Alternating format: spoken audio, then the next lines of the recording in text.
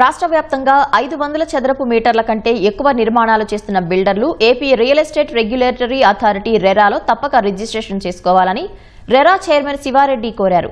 కేంద్ర authority act ప్రకారం ప్రతి ఒక్కరూ రిజిస్టర్ చేసుకోవాలని తేల్చి చెప్పారు. రెరాలో నమోదు చేయకుండా నిర్మాణాలు చేయరాదని, అలా చేస్తే ప్రాజెక్టు వ్యయంపై 10% పెనాల్టీ విధిస్తామని హెచ్చరించారు. రెరాలో రిజిస్ట్రేషన్ చేసుకుని బిల్డర్ చేపట్టే నిర్మాణాలకు ఆక్యుపెన్సీ సర్టిఫికేట్ జారీ చేసేది లేదన్నారు. అమ్మకం కొనుగోలుదారులకు ఎవరైనా సరే డెవలపర్ నుంచి అసౌకర్యం కలిగితే రెరాకు ఫిర్యాదు చేయవచ్చని తెలిపారు. ప్రతి 3 నెలలకోసారి ఏ ప్రమోటర్ అయినా, ఏ బిల్డర్ అయినా, ఏ డెవలపర్ అయినా వారే 3 నెలల్లో జరిగిన ఆ ప్రాజెక్టుకు సంబంధించి ఎంత డబ్బులు వసూలు చేశారు, ఎన్ని ఫ్లాట్లు ప్లాట్లు విక్రయం చేశారు, వారి దగ్గర నుంచి ఎంత జమ చేసుకున్నారు, ఆ డబ్బుని ఆ ప్రాజెక్టు నిమిత్తం కన్స్ట్రక్షన్ కోసం కానీ లేఅవుట్ డెవలప్మెంట్ కోసం కానీ వినియోగించారా లేదా అనేది నిశితంగా అథారిటీ పరిశీలిస్తుంది.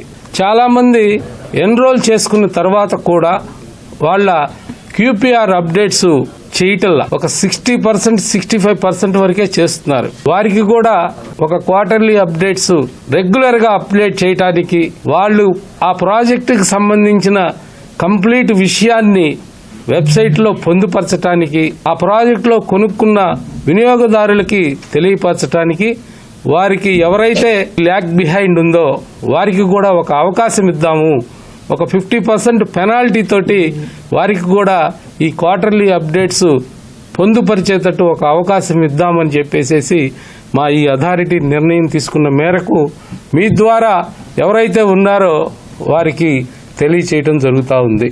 మనం ఒక ప్రాజెక్టుని, ఒక ఇన్వెస్ట్మెంట్ వాళ్ళ జీవితంలో కూడగట్టుకొని సంపాదించుకొని ఉన్న డబ్బునంతా ఒక ఇంటికో ప్లాటుకో పెడితే మోసపోము, రెగ్యులేటర్ అథారిటీ మనకి రక్షణ కవచంలా ఉంటుంది అనే విషయాన్ని ఈ రాష్ట్రంలో వినియోగదారులందరికీ, అలానే ఎవరైతే ప్రమోటర్స్ ఉన్నారో వాళ్ళందరికీ మీ ద్వారా తెలియజేయాలనే ఉద్దేశంతో ఈ సమావేశం ఏర్పాటు చేయటం జరిగింది.